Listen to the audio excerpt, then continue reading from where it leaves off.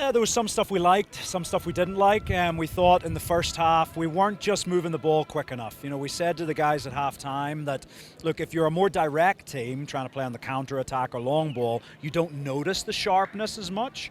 And let's be honest, all teams are getting their sharpness in the first few weeks of the season still against top competition. And when you're a pass and move team like we are, you can notice when it's not quite at 100%.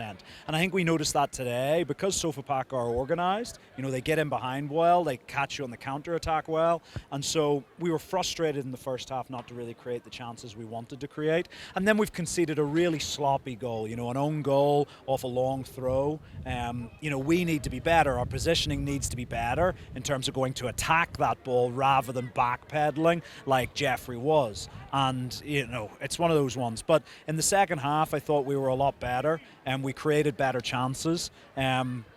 You know, and yeah, I thought we did better, and we could have won it in the end. Obviously, Benson's had a great chance. Look, if anyone was at this game last year, it's almost a carbon copy. How Austin should have had a penalty last year, this is a definite foul and a penalty before we did get the one off Sibomana's cross. So I thought we weren't quite at 100% yet. It's coming, there's no doubt about that. The game probably went the way SOFAPAKA wanted it to frustrate us, to get a goal in the counter-attack or a mistake by us, and then for them to sit in and try and park the bus and play on the counter-attack. So I think a draw is probably a fair result, but we're a little bit disappointed not to win it right at the end. It's still early days, but where would you rate your team in terms of getting into it from what scale of 1 to 10, where are you right now?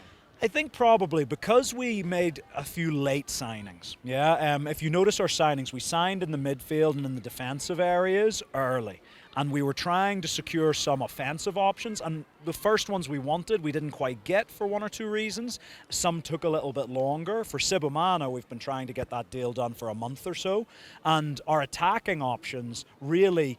Sibomana arrived at 8 p.m. last night. He played that 30 minutes without having trained with the team at all. He met his teammates this morning.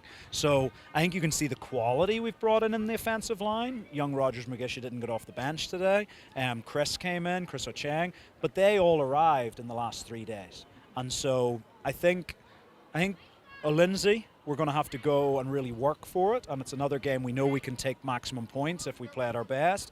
But then I think it's going to be nice to have that international break to really get the guys up and be at 100% sharpness. But we're getting there, and I think you can see it's not that we didn't create chances in the second half. We created them. We just were a little bit not on the mark at finishing them. We saw new signings being unveiled today, but we didn't see Gad, we didn't see Emery, and we didn't see Kadu. What's their status?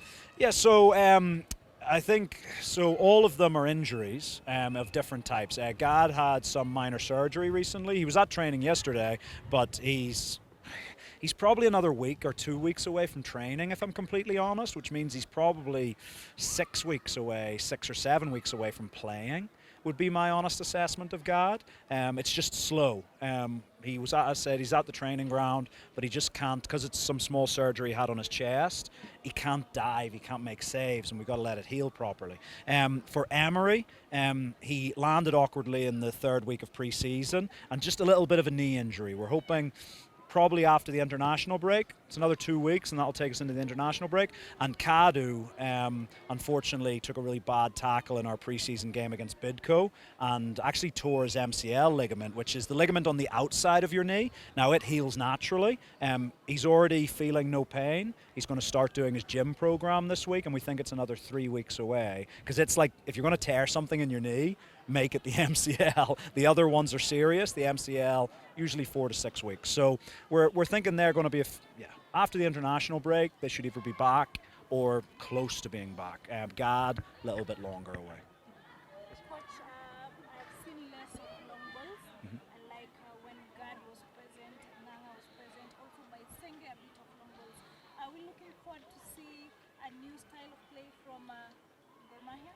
I think it's just more variation. That's the key. It's not about playing one way or another. What we actually said at halftime was in the first half, SOFAPAKA were actually pressing us a little bit more, and so the space was behind their back line, and so we might have benefited from trying to clip some balls in behind them in the first half. That obviously wasn't the case in the second half because they dropped a lot deeper and played in a low block. But it's not about having one way or the other. It's about the players being intelligent enough to see where's the space on the field. If it's in front of you, play short. If it's behind their defensive line, can you put it in behind? I think you've seen someone like Sibomana, like Masharia, like Boniface Omondi, and even young Rogers Magisha, when you finally see him, they've got pace to get in behind if that's required. So it's about having a variance. But yeah, I like young Caleb's very confident at playing with the ball. Sylvester and Joshua, they're all young men. They're all under 21, but they're super confident. Now, they'll make some mistakes along the way,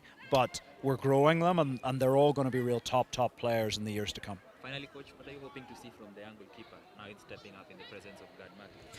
Well, I thought he had a really good game today.